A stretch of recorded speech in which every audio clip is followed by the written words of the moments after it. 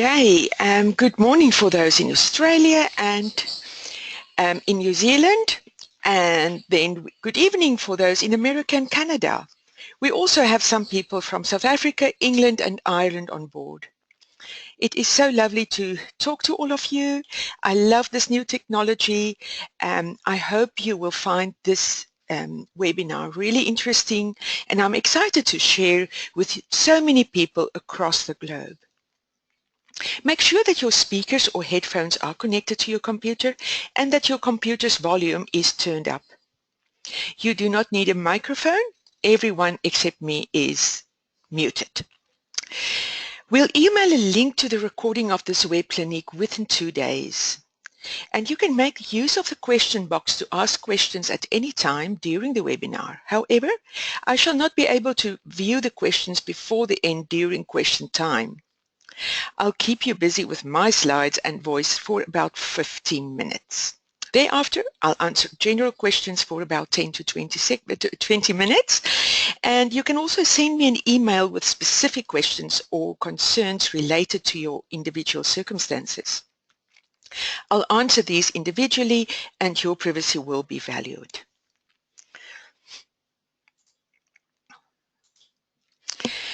Okay, so use the menu on the right of your screen, which look like this. You can check your sound in the box as indicated. Post your questions into the box marked questions or chat. However, do not use the chat box because I will not be able to look at it during the presentation, and I'll only answer the questions at the end.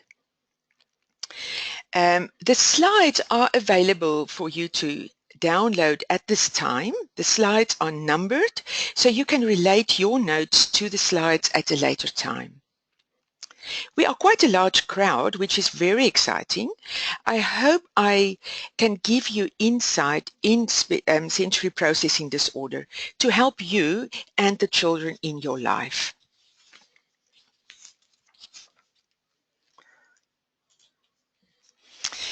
Okay, I am Marga Grey. I am a pediatric occupational therapist with many decades of experience. I'm also a mother of 3 adult children and 4 gorgeous grandchildren.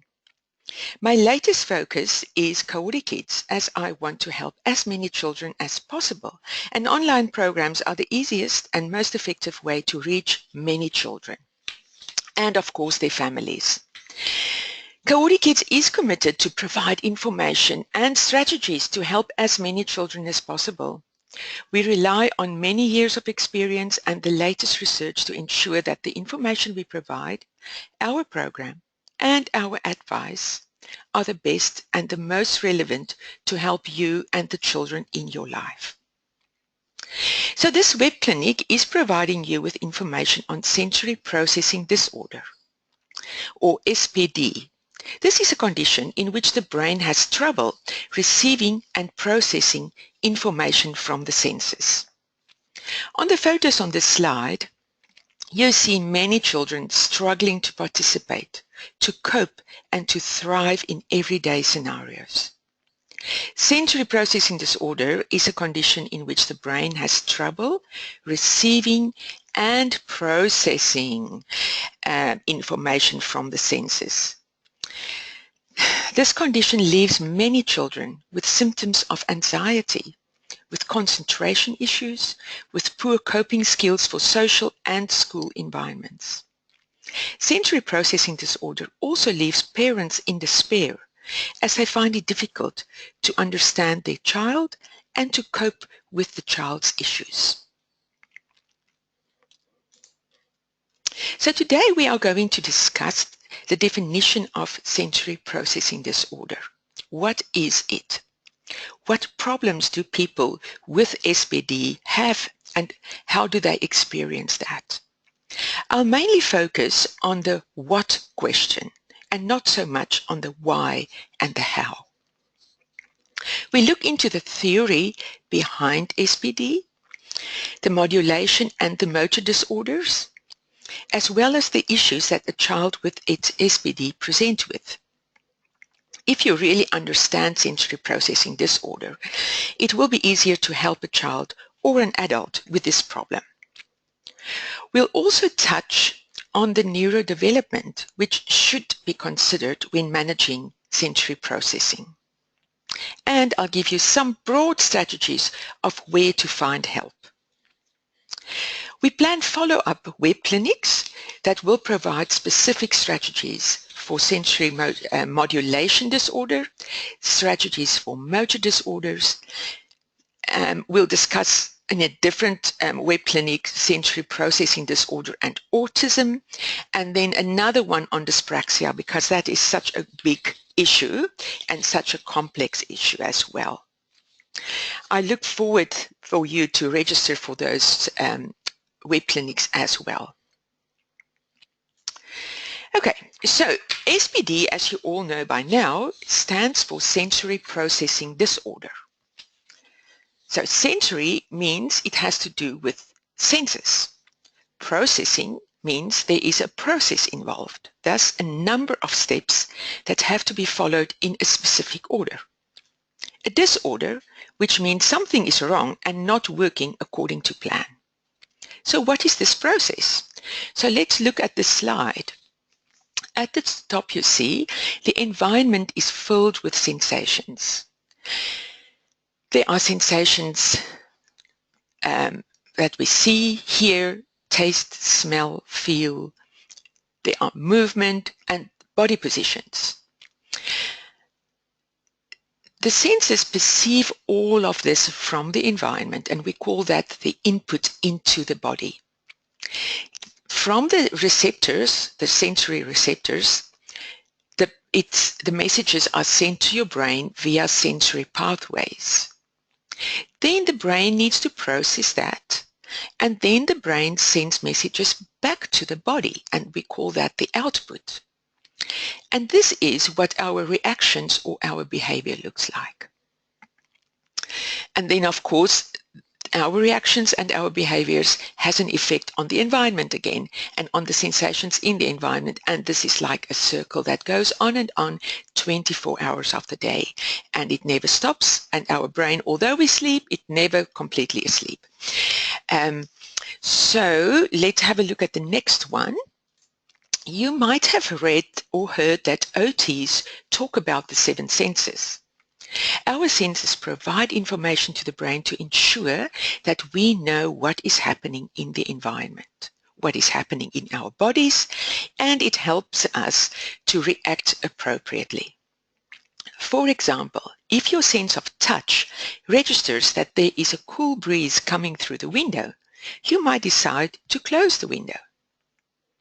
Or if your sense of hearing informs you that the music is too loud, you might turn the volume down. So let us have a look at the 7 senses. We have senses that provide information from the environment. So these are your sense of vision, your sense of taste, your sense of smell, your sense of hearing, and your sense of touch. All of these have to do with the environment around our body. Then we have the senses that tells us about our body. So the first one there is our sense of body position. Where are your feet? Where is your head? In what position are you against gravity? And then also your sense of movement. So in which direction are you moving? So this position sense we call proprioception, and the one of movement we call vestibular. Then lately they have added an 8th sense, and that is called the sense of interoception. And interoception is in general an awareness of the internal processes of the body. So that is your heart rate.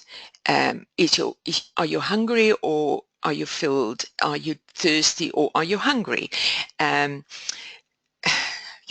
your breathing, about your bowel movements. And that affects your toileting, feeding, and also self-regulation. So the sensations are registered in receptors throughout the body. In this diagram, we only have receptors in the skin, in the muscles, in the joints. There are, of course, in all the other senses, receptors, and they send messages to the brain, as you can see there. These receptors go through different areas of the brain, and we call this the sensory pathways. The majority go through the spinal cord, the brainstem, the midbrain to the cortex, where the sensory and the motor cortex play an important part in the processing. Once the brain has processed the sensations, it sends messages back to the body to react to these sensations. This will present as our behavior. Think of the examples that I have mentioned where you close the window or turn the volume of the music down. So let's look at the scenario where a boy sees a ball. What is the process that takes place from the time that the boy sees the ball to the time that he actually kicks it? This might take a few seconds or sometimes a few milliseconds. However, there is a long process involved. Have a look at this process. First, you have to have intention. This is the motivation. Without that, of course, nothing will happen. The next thing is you have to perceive. You have to see the ball. You have to perceive where your foot is. You have to perceive your body position. You have to perceive your balance, and you have to know that you are ready to actually lift your foot. Then you have to process and plan what is involved in this process. You have to balance on one leg. You have to lift your other leg. Then you have to act. You have actually to do this planning. And then after you've kicked the ball and you have acted, then you have to rate whether it was successful or whether it was a failure. And according to the success or the failure, you have an adaptive response.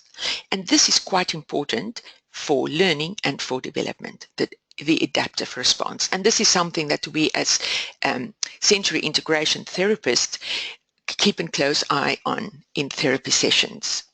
So this whole process takes place, and once you have that adaptive response, so you have sent, I didn't kick the ball, I missed the ball. So what do I have to do to be able to kick the ball next time and to be successful? Or I kicked the ball but I missed the goal, or I was successful and that was good, I want to do that again. So this is all a learning experience, and it creates an opportunity for development. Once that is created, then you have the intention again, perceive, and the whole process works like a spiral. So this is what we look at when we treat children in sensory integration therapy. We look at that adaptive response, a learning experience, development takes place, and you can go into the next level of development.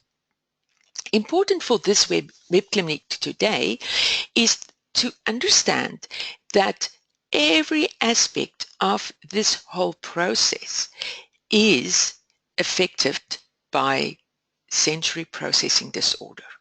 And that is why this disorder is so crucial for adaptive responses, for functioning in everyday life situations.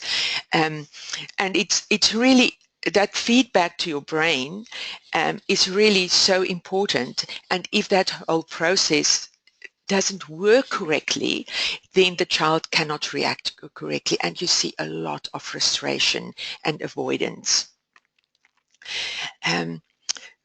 Okay, so every aspect of a child's life is affected by sensory processing disorder. Let's have a look at this. It affects the child socially and emotionally. It affects the child physically. It affects the education and the learning experience and abilities of the child, and also other things like self-care, like feeding, toileting. They are all affected by sensory processing disorder.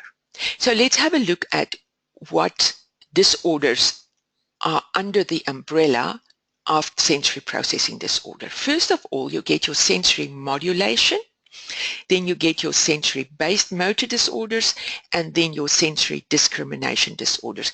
I'm not going to discuss it here more because I'll do that from the next slide. Okay, then where do we find help for sensory processing disorder? Just broadly, occupational therapists are usually the specialists in sensory processing disorder and in sensory integration therapy. We need to provide strategies for the home, for sleeping, for toileting, for self-care, for organization of homework, of the desk, of the room, and then also strategies for the classroom, for participation in sport, and for social, and there are other programs available as well. What we usually do as occupational therapists is we provide a sensory diet for a child so that they find it easier to cope in their everyday situations. So as I have said, we have 3 disorders under the umbrella of sensory processing disorder. And we have to thank Lucy Miller and others for creating an easy to understand format for this often confusing disorder. Okay, we shall discuss each disorder separately, and I'll refer back to this diagram so that you know where I am. We'll talk about the sensory modulation disorder first. So sensory modulation disorders, you get sensory over-responsitivity, under-responsitivity, and then sensory seeking or craving behaviors, and sometimes also avoidance behaviors. So sensory modulation disorders affect self-regulation. The symptoms fluctuate from day to day and from hour to hour. And this makes the child's behavior very confusing for parents and for teachers. However, we have to keep in mind that nobody is as confused by these modulation difficulties than the child. It is very frustrating for them because they don't understand where it comes from and why they are so much different than other kids. Okay, let's have a look at the sensory modulation disorder. So as I said, it has an effect on your self-regulation. What do we see in, I'm talking specifically about children now. You can observe that in babies, you can observe it in teenagers, you can observe it in adults, and I see many parents who bring children to me who also say, I was exactly like that as a child, but I have adapted and I have learned to live with many of these issues, although it is still a problem and a difficulty. So first of all, we see meltdowns, and I want to discriminate between meltdowns and temper tantrums. A meltdown is just an overload of sensations. It's just that despair that I cannot cope any longer. Whereas a temper tantrum is usually a reaction, and an angry reaction to a specific thing. I cannot get what I want. Then you see often anxiety in these children, usually concentration and attention issues, and we'll discuss why later on. You see either movement seeking or movement avoiding. They might, and you can see that in the same child as well. So the child might be movement seeking in the classroom, rocking on the chair, always on the go, up and down, fidget, can't sit still. But then when they come outside, they are reluctant to climb on the gym equipment, and they are a bit scared to do some movements. So they will avoid some things, but they will be overactive in other activities. These people are often overwhelmed by situations and often frustrated, often very sensitive to different things like noises, smells, tastes, just in general a sensitive person. They can have very high or very low pain thresholds, and that can differ in the same person. So the same person can have a high threshold. For instance, they will walk and bump into everything, and they will end up having a lot of bruises at the end of the day without knowing where it came from. On the other hand, they might have a very tiny little scratch on their hand and they might go in despair because they saw the blood there and they've experienced it as extremely painful. Then they often have sleeping and toileting issues.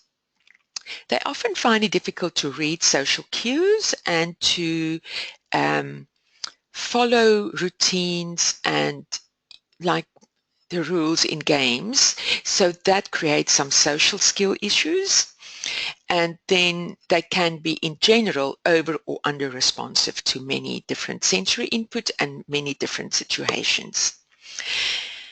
The interesting thing, let me call it interesting, and it is of course confusing, is that these symptoms can fluctuate from day to day and even from hour to hour. So it makes it difficult to predict what the person's reaction will be to a specific situation, and the parents of a child like that is often on high alert because they never know whether the child will react positively or whether they will see a meltdown. Okay, so these modulation problems are created by the thresholds that we each have for sensory input. So we call that our sensory thresholds.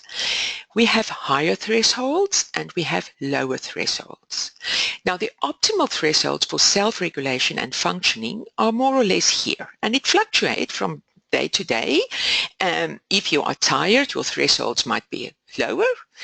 You might be easily irritated by noise.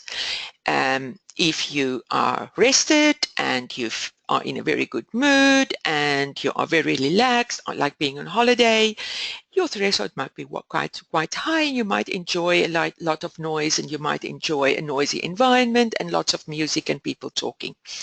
Whereas if you are tired, your threshold might be really low and you might say, just leave me alone, I need some quiet time. So, and that is quite normal. The problem is when the modulation is to the extent that your thresholds are higher than typical or lower than typical.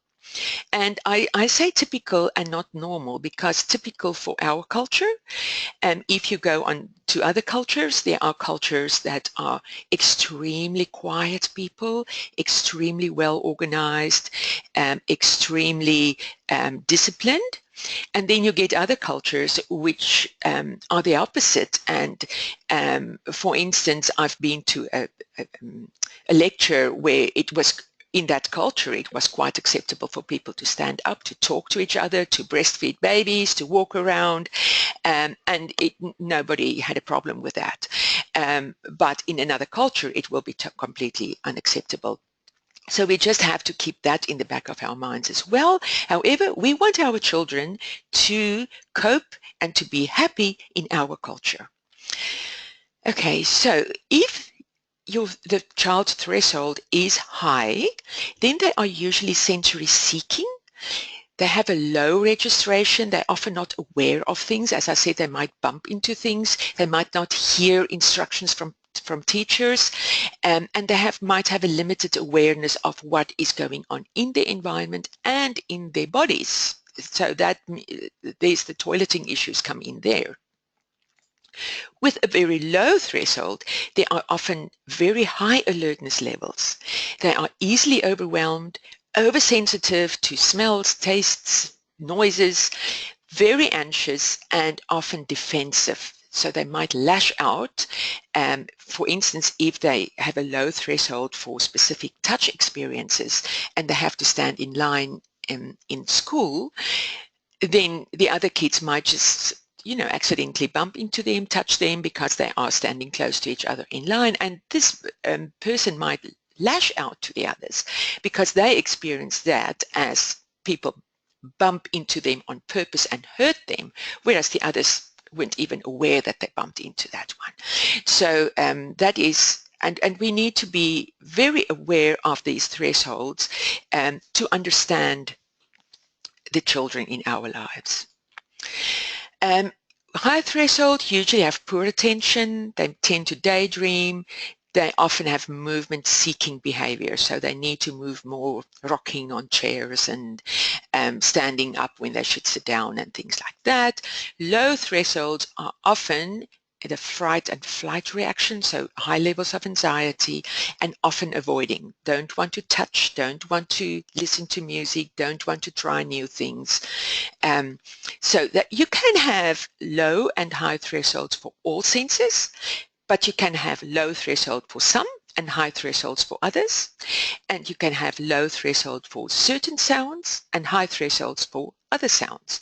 So it is really confusing. But if you understand the whole sensory processing disorder and where it comes from, then it's so much easier to understand the other people in your life. Okay, now I want to talk about the reticular activating system. So this system is very important for regulating our levels of alertness, so our attention. Can we pay attention, or are we distracted by a lot of things? So the RAS, or the reticular activating system, is in the brain, and you can see it there in this diagram. It's actually stretched up a little bit higher as well. So all the information from your senses, now again they have the joints, muscle and skin here, but remember we have many other senses. They send messages to the brain, as I have explained earlier, and on the way to the cortex, it goes through the reticular formation. And this formation works like a filter. So it filters out all the information and sensations that you don't need at the specific time. You don't need to pay attention to them. And it helps you to focus on the important information on which you have to focus. For instance, for example, at the moment,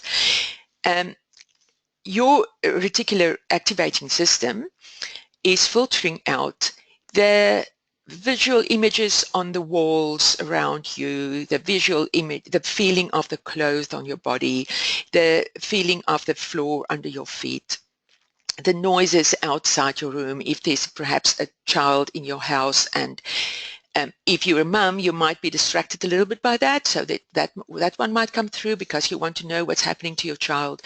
If you are answering emails while you're listening to me, that's fine, but then there will be more information coming through, so you will be less able to concentrate on what I'm saying. If you are focused on your screen and on my voice, then you can focus and you can actually pay attention to what I'm saying. What happens if this reticular formation doesn't work very well? Then this filter doesn't work very well, and a lot of sensations come through, and this child or adult, you see many adults with this as well, tries to pay attention on what I'm saying, but they are distracted by clothes scratching their body, by outside noises, by visual images on the desk or on the wall, and they find it really difficult to sit still, so they stand up and they walk around and they think, oh, I'm not going to sit and listen to all of this, I'm going out of the room, I'll come back later. So that happens with children. As adults, we have choices. We can listen for a short period of time, we can decide when we want to listen, we can decide how long, we can decide what else should be in the environment, should it be quiet, do we want to play music. A child don't have those choices. So the children need to adapt to whatever environment we expect them to cope with. And that is what's creating a lot of problems in the classroom. Okay, so that is more or less on sensory modulation. I hope you have a better understanding on that now. So we're back at Miller's diagram, and we have covered the theory of sensory modulation disorders, and we'll discuss the sensory-based motor disorders next. So these are postural disorders and dyspraxia. So let's have a look at the sensory-based motor disorders. In general, these people have, in general, difficulty to navigate this world. Their bodies don't want to do what their brains tell them to do. So they just find it difficult to read maps, they find it difficult to walk without bumping into things, they find it difficult to sit upright for long periods of time. Um, so they are, if you look at the history, usually slow to reach developmental milestones, late walkers, late talkers, or they can be early walkers and late talkers. Then that is a specific part of sensory motor disorders. Sitting, crawling, walking may be delayed, and crawling might have been omitted completely. Gross and fine motor skills are usually below average, and they find it difficult to keep up with sports activities. They participate, but they don't really like it because they find it just a little bit more difficult than their peers. They enjoy cutting and pasting, but they're a bit slow and a bit clumsy, so it's a bit messy, so they don't really like it. They may be clumsy. They can struggle to play specific games because they either find the motor part of it difficult and or the planning of the movements. And then they might have difficulty to interact appropriately with children and adults. I often see that they seek the company of either a younger population or an older population. And I think it's just to take away the comparison of peers of the same age, and also younger ones are often, they play in a more simple way, and adults don't always expect of you, they usually help you. So I think that's why they often choose company of other age groups. Then dyspraxia is also part of the sensory-based motor disorders. The Greek word praxis means to do, and the Latin prefix dis means unable. So it means unable to do. These people have usually a poor motor coordination, poor timing. So if you just think of a simple thing like kicking a ball, if the ball is stationary, they might be quite okay to kick it correctly, but if the ball is rolling, they might find it very difficult to time at what time to touch the ball and how to move the foot in order to connect the ball at the correct time. Then they have difficulty with planning. So not only the timing of the movement, but also the planning of the movement.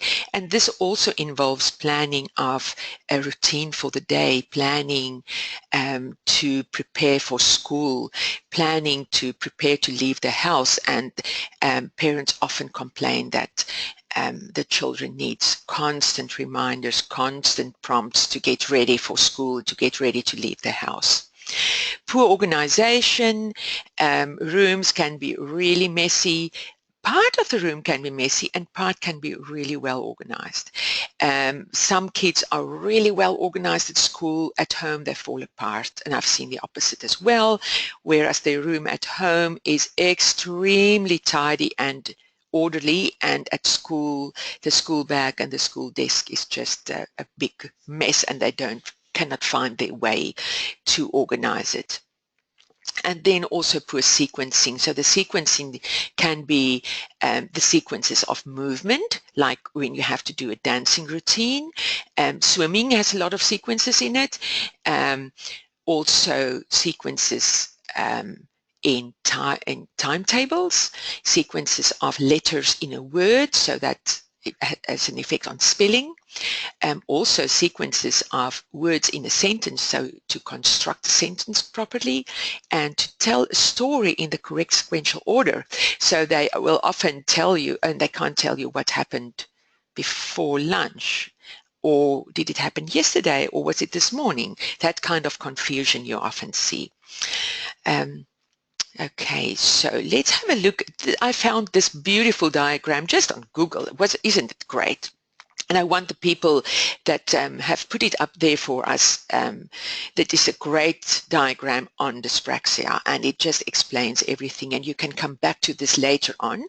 But over here you can see if a child has dyspraxia, or an adult for that matter, how many areas of their lives are affected by it.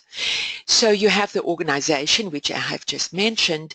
They have also memory difficulties because they have difficulties with sequences, difficulties to understand rules.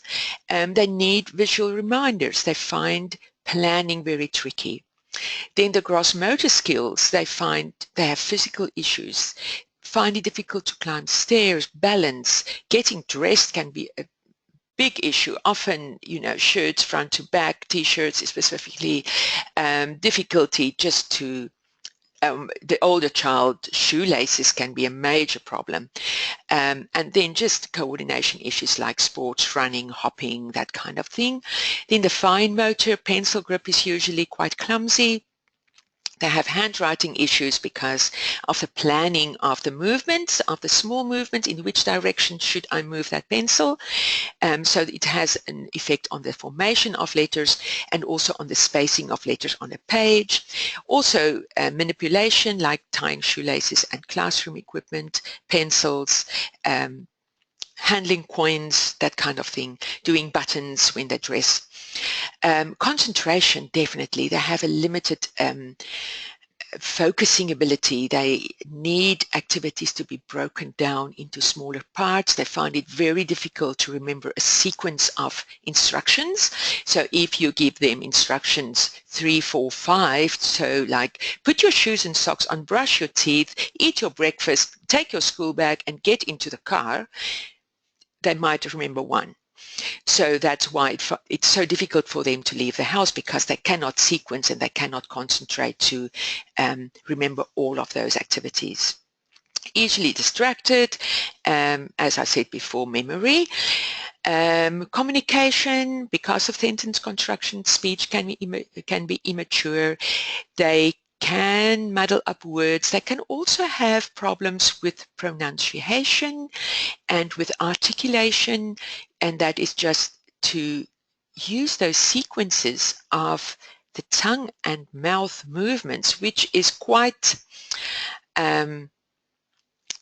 complex if you pronounce the bigger words. Then also often, if you look at all the other things, you can just imagine what will happen in a classroom.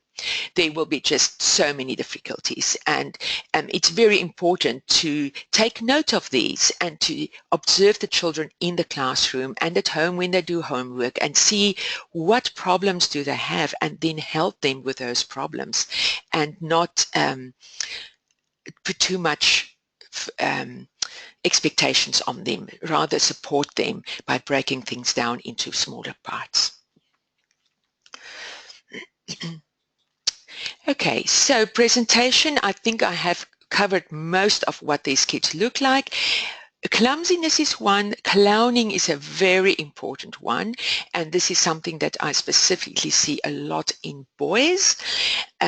So you see it sometimes in girls. In girls, I see they have more avoidance. If they think they cannot do something, they will just stand back and say, I'm not going to do it. Whereas boys tend to, for instance, I've got this image in my mind of a boy trying to stand on one leg or on one foot, and he can't, and he knows beforehand he can't. So what he does is just he lifts his one foot and he falls over and he laughs and is the clown. Whereas the girl will just stand and just say no, just shake her head and say no, she's not going to lift the foot. So that's the difference, and it's not only boys and girls, but just my observations, and can be different. So they often have exaggerated or diminished force, so they might hold their pencil really, really lightly, hardly making any marks on the page, or they can have a lot of force and press really hard on the paper and on the pencil. At home, they might break toys without meaning to break it. They often don't know where to start. If you ask them to tidy their rooms, they just avoid it, run away. The reason is they have no idea how to start and where to start and what to do first and what to do next. So that also happens with assignments. So you'd say, oh, you need to start on that assignment. It needs to be finished by Friday. Do one part today, do one part tomorrow. That's a good idea, Mum. I don't know which part to start with. So you need to help them to put that in place and help them to organize. Okay, that's the follow the sequence is also a problem. Even if you give them a sequence, they still need reminders to follow it. As I said before, they play inappropriately with toys. They might break toys accidentally. They might try to play with a toy in an inappropriate way, and by doing that, they might break it. Then have difficulty to follow the rules of a game. They often prefer solitary play, or they seek older or younger peers, and then also have issues with concentration, and they are easily distracted. So if we look at the postural disorders, they often have problems with muscle tone, with balance, and with core muscle strength. A good way to note these problems, those three specifically, is to ask a child to do the wheelbarrow walk. So you know the child put their hands on the floor and they literally walk with their hands, and you hold the feet at the back like pushing a wheelbarrow. The children who have problems with this, when they have low muscle tone, you see winging of the scapula when they do the wheelbarrow walk. You see sagging of the back if they don't have strong core muscles. The fingers are often out to the sides and not to the front because they lock their elbows in an effort to keep their arms stable. And if you ask them to put the fingers to the front and unlock the elbows, then the arms often collapse. So they have also difficult to operate their muscles and operate their own bodies successfully. They are often labeled as lazy and clumsy. They have a hard time matching their peers' physical abilities and speed, and they have difficulty to sit still. Now, I have seen kids they have these problems, but they are not bad in sport. They are actually quite good and they are quite competitive. So if they have a certain a problem with some of these, and together with that, they have good genes for sport, then they might be quite average in sport. Until you address these issues, then they might become way above average. So don't think if your child is, or you see a child at school which is quite competent in sport, not bad, and you would think, oh no, he can't have a postural disorder. He can have if he has good genes for sport. So I have seen that. And it's lovely to see then if you work on these problems and it improves, that they actually are, they exceed in sport at that time then. Okay, we're back at this diagram. So the last little bit is the sensory of this diagram, but that I want to discuss is the sensory discrimination disorder. And this can affect, of course, all your senses, as we have the sense that we talked about before, and then to add that to that is the sense of interoception, which is senses from your inner organs inside your body. So these receptors, if they don't register the sensations correctly, then you have the discrimination disorders. So you have the 7 or 8 senses. The latest one, the 8th one, wasn't added a long time ago. So actually it was, yeah, anyway. Then the discrimination of this, if you have poor ability to discriminate sensations like touch, if you put a shape in the child's hand, for instance, they will have difficulty to identify the shape. Or if you draw designs on the back of the hand or on the child's back, they will have difficulty to discriminate and to identify which shape you have drawn. They also have difficulty to discriminate the sensations from movement. So they have difficulty to plan movements correctly. They are often moving too fast or too slow. Also to discriminate force and to know when they are using too much or too little force. And I often see that, especially with children of about 3 to 5 years old, that parents often say, oh, they're playing with their siblings, the younger siblings, but they are hurting them so much because they would squeeze them until they cry, and they would really hurt them. And it's just because this child with a discrimination disorder is seeking that deep pressure, and they are not aware that they are actually hurting the other child. And then also the discriminate the position of the body in space. If you go back to the boy kicking a ball, if they don't have the discrimination sense of to know in which position that leg and foot is moving, then they won't be able to kick the ball. So they usually have a cluster of diminished vestibular and proprioceptive processing. So vestibular is your movement sensations, and proprioceptive sensation is from your muscles and your joints. And the processing of this, we have a lot of a number of different subtests that we use to identify if they have problems there. And if they have, then you can put it down to discrimination problems. And as I mentioned before, the touch discrimination is usually quite poor, and that will affect their ability to handle a pencil, to do buttons, to do shoelaces as well.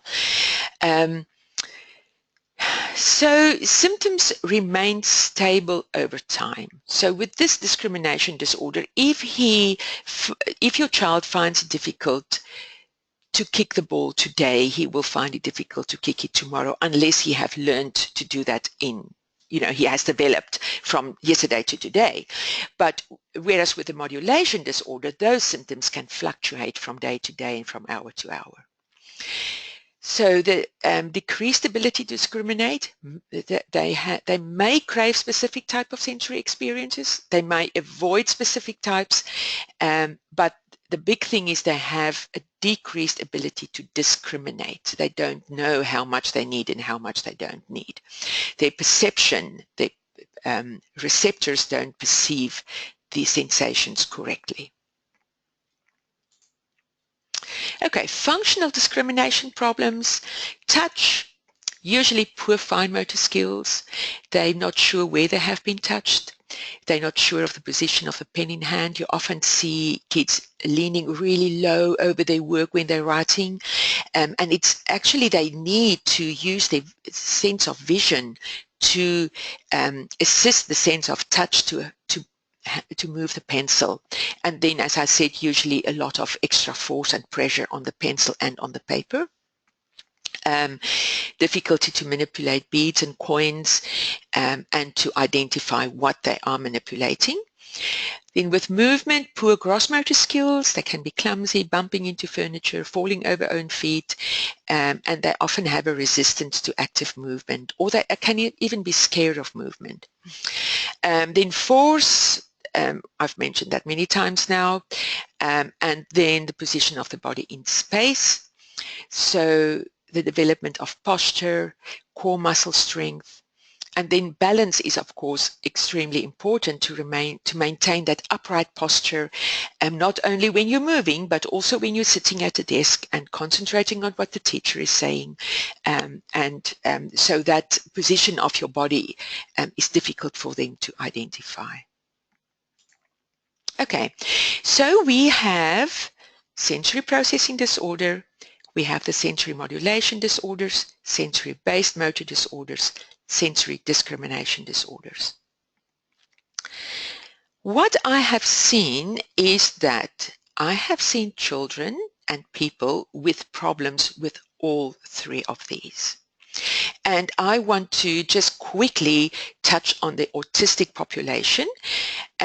With them, in my experience, and I don't say it is all people will agree with me, I see usually a lot of sensory modulation problems.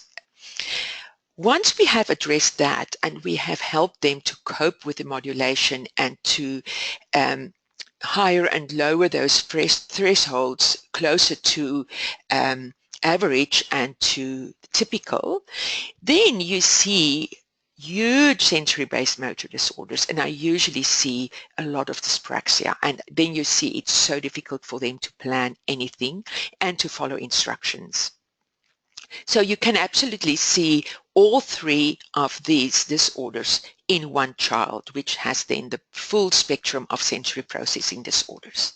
You can also see, and I have seen many children with only one, only a modulation disorder, only dyspraxia, only a discrimination disorder. That makes therapy much easier and quicker because you only have to work on one aspect and not on all three. Okay, so what do we do to help these people and these children?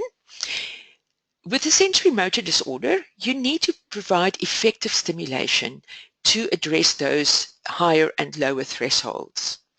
You need to desensitize the child, and you need to meet the needs that the child has to touch, to chew, to move. You have to put some environmental modifications in place. Give them movement breaks in the classroom. Give them something to chew on that's more socially appropriate than a t-shirt. Give them something to sit on which can move a little bit like an exercise ball, so that to meet that need of movement. Then when they are very sensitive to auditory stimulations like noises, very sensitive to noises, you can use the listening program or the therapeutic listening or any of the Tomatis programs to desensitize the ears and to help the ears to focus on specific sounds and to discriminate one sound from the other. Then touch, if the child has sensitive to touch. With touch, you often see a lot of emotional issues as well. I find the best way to do that is to desensitize by using the Wilbarger TheraPressure protocol. That is a little brush that you use on the skin, on the arms, the legs, and the back. And I have seen excellent results with that throughout the years. The sense of touch is such a primitive sense, and it develops so early in the fetus's development that it has a huge impact on the brain and on many different areas of the brain. Then if the child seeks movement and has a movement modulation problem, then you can look into the CoordiKids programs and specific occupational therapy, and definitely a sensory diet as well. And you can contact me on CoordiConsult to discuss your child's specific problems and to put a proper plan in place. Then if we get to the sensory motor disorders, which include dyspraxia, definitely sensory integration occupational therapy. Make sure your therapist is qualified and your therapist has some experience in sensory integration. And then the CoordiKids programs have been developed specifically to address these problems, and especially from the intermediate program is excellent to address these problems, and that's exactly what we do in therapy.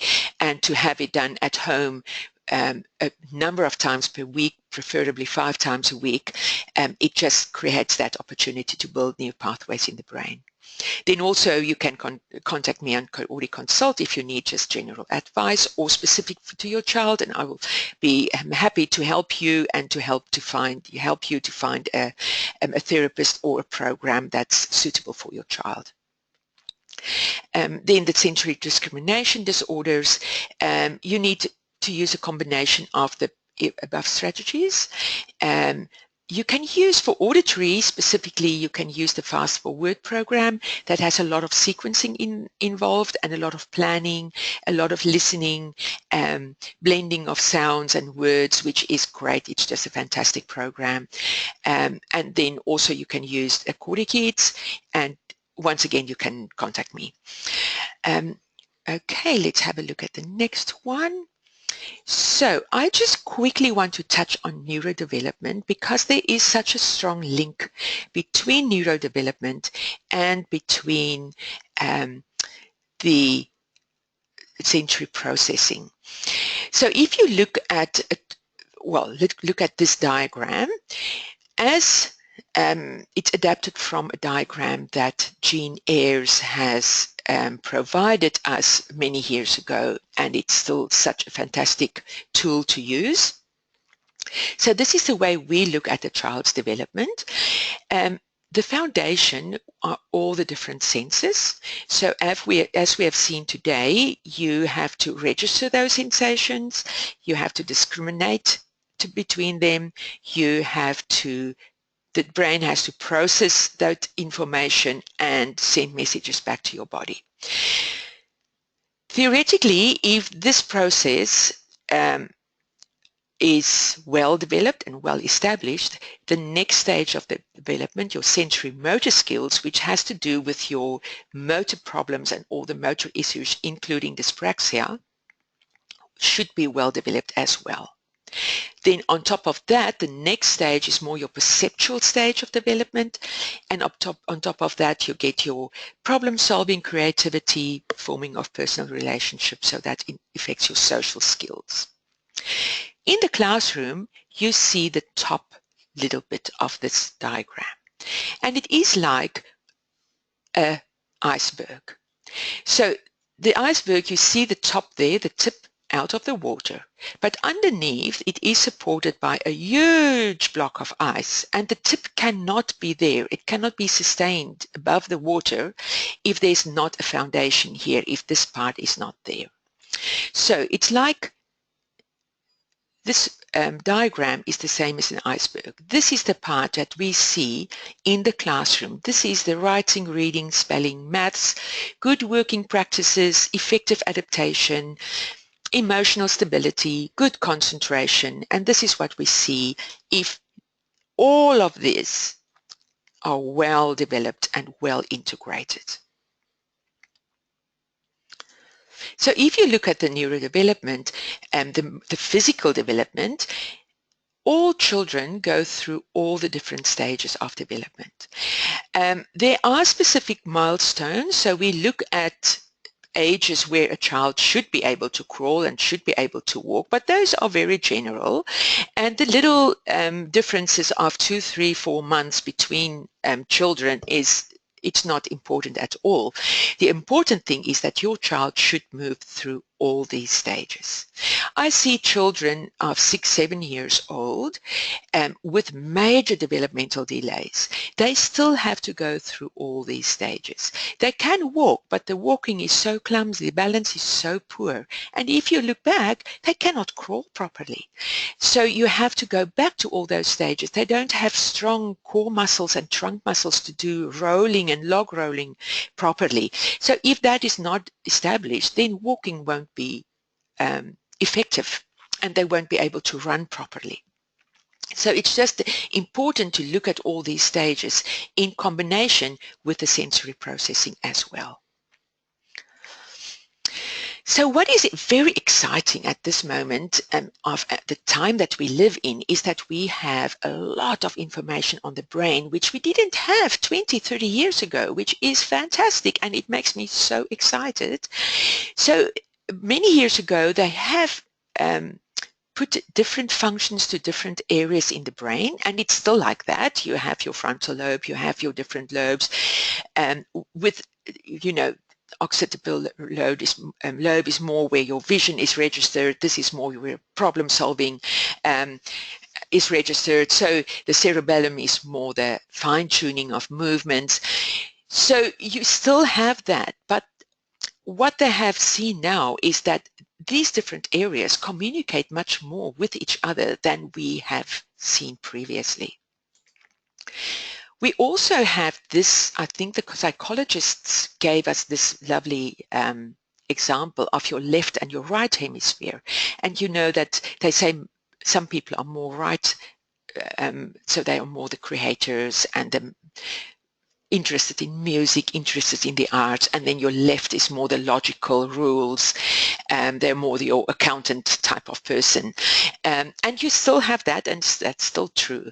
But what we have now is we have the MRIs, and they can put a person in different situations. They can listen to music, for instance, and they can see which brain areas light up and are used when they do a specific task. And what we have seen now is that the brain is so complex and it communicates so much with different areas and with different other areas in the brain, that it's not like there's one sensation coming up, and it goes all the way and it just sits there and it connects to that area in the brain and the brain sends messages back there. No, it connects with all of them and they all affect each other.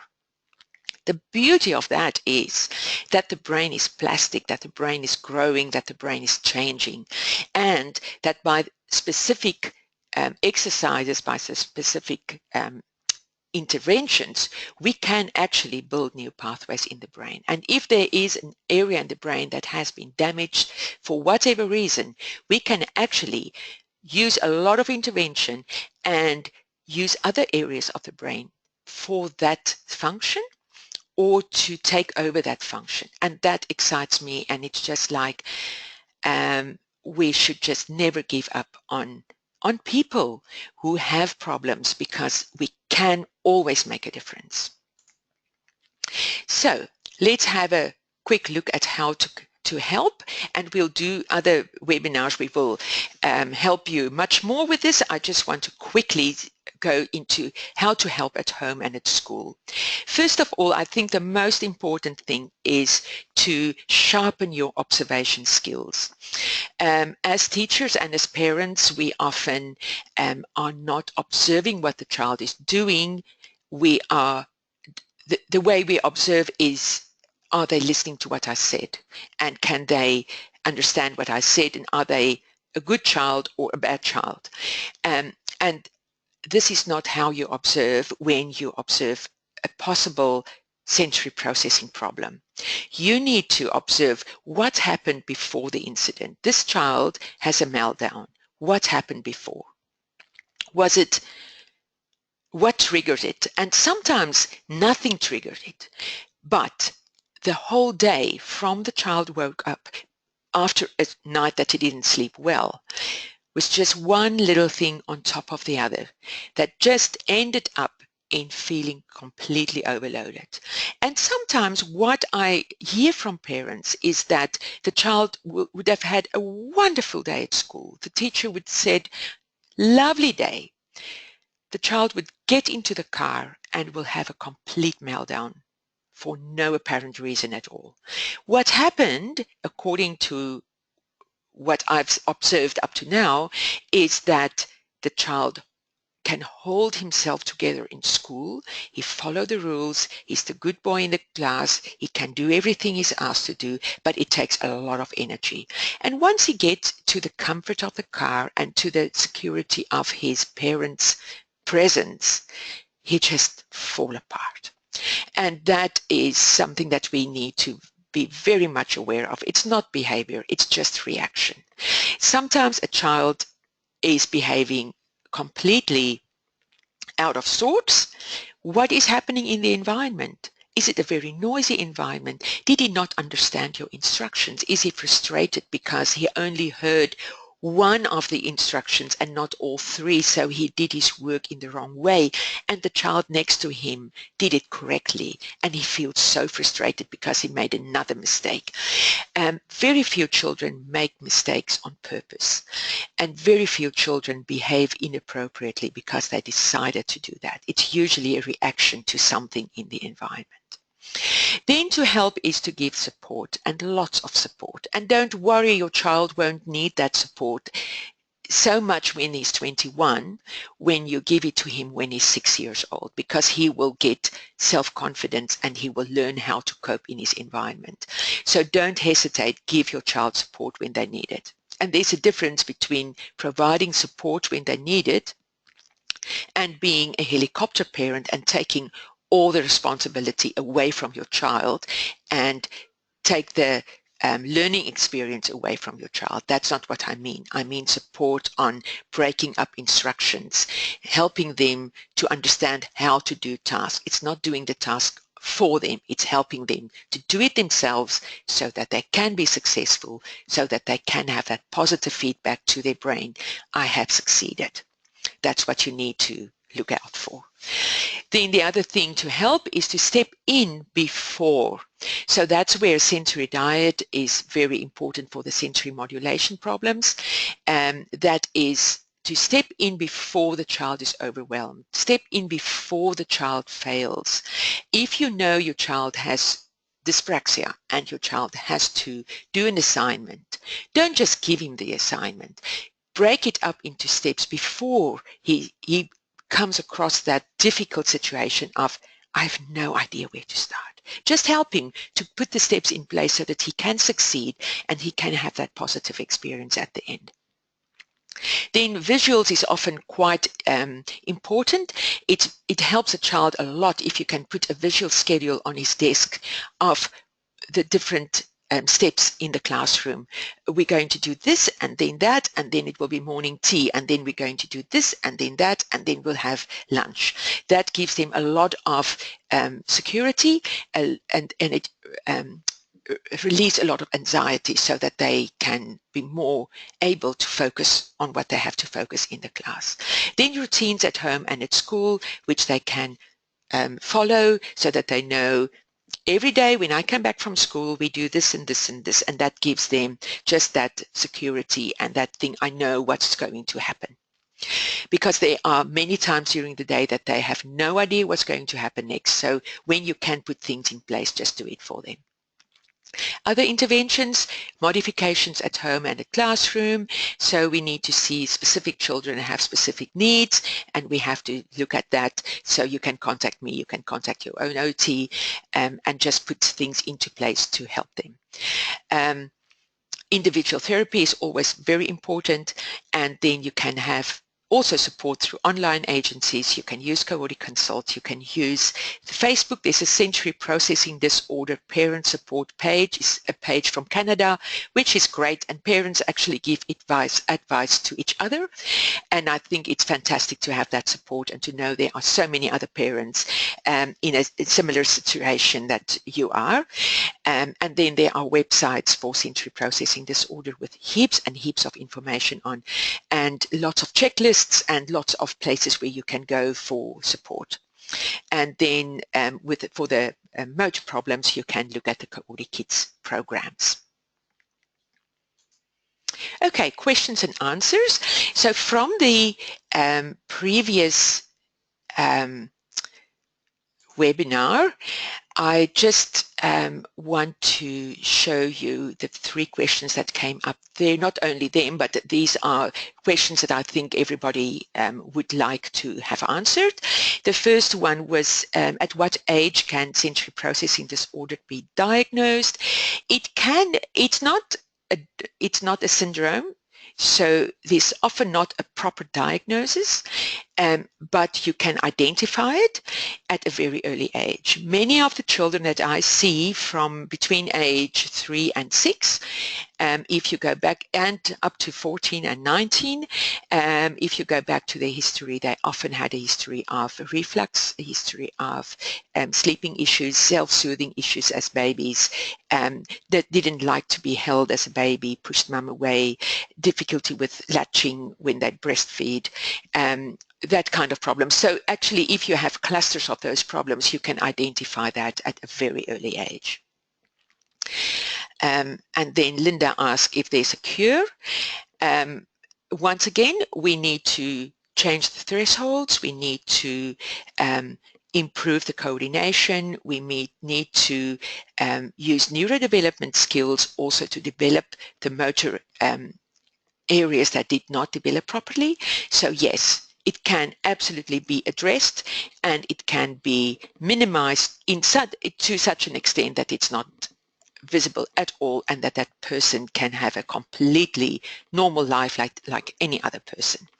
And if you go to any group of people, you will find people that are more sensitive to noise than others. You will find people that are a little bit more clumsy. And as long as you're in that group, then you're fine. Then Thomas asked, can a child with sensory processing disorder benefit from medication? I usually recommend to parents to leave medication as long as possible, because I want to work with the child with what I see. I want to see what the issues of the child is or are. So I prefer to leave medication as long as possible. However, if the child has major concentration problems, is always on the move, cannot sit still in class at all, if you have done the classroom modifications, you have put in a sensory diet, and it's still a problem, then you might have to look into, it might be ADHD then, or ADD, and you might need some medication. Also, if the anxiety levels are very high, there's no sleeping or very poor sleeping, then you might look into specific medication for that. And I also see many children on melatonin for sleeping, so that might be and something to consider. Melanie asked if trauma affects sensory processing disorder. Yes, a child who went through a lot of trauma has usually more anxiety than another, and the trauma and pain lower the thresholds, and that can definitely have problems. The other thing that can happen is that the thresholds can be so high that they completely shut out some experiences out of their conscious mind, and then those thresholds are too high and they don't experience the environment and things that go on in the environment properly. So yes, it can definitely be connected and linked to sensory processing disorder.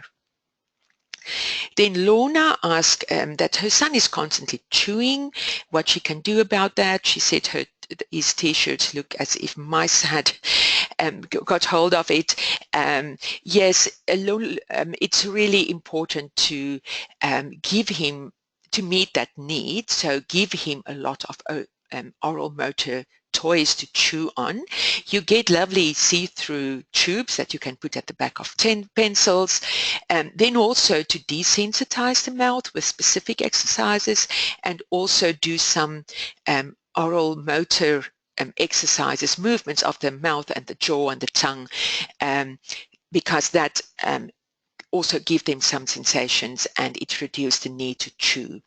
One thing to remember is that chewing is a very basic thing. Chewing and sucking is one of the very first things that a fetus does long before birth.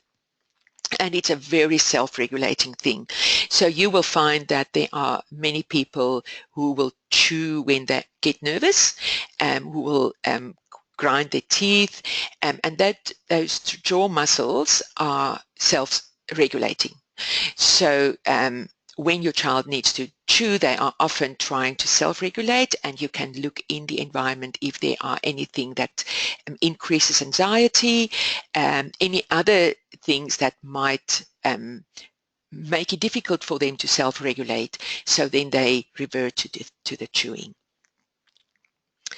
Okay, if you have more questions, please contact me.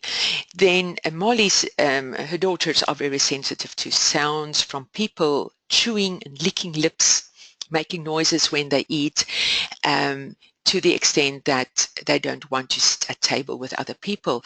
And yeah, the same thing is the oral motor. The same thing, it's the oral motor that irritates them. So it's the sound, they're very, very high sensitive to sound.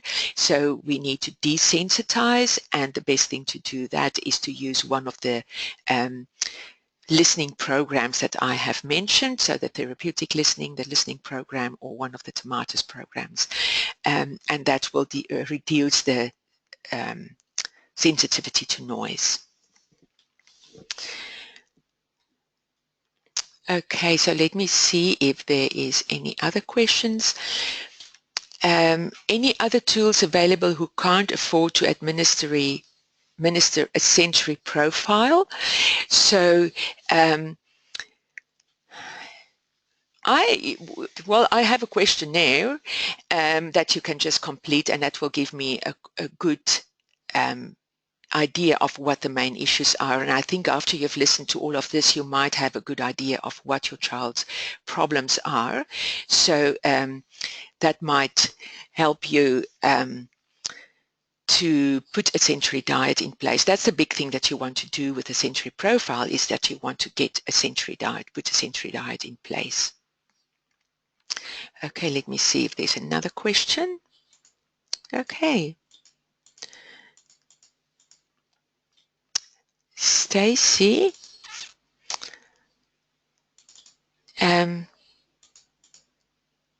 Excuse me.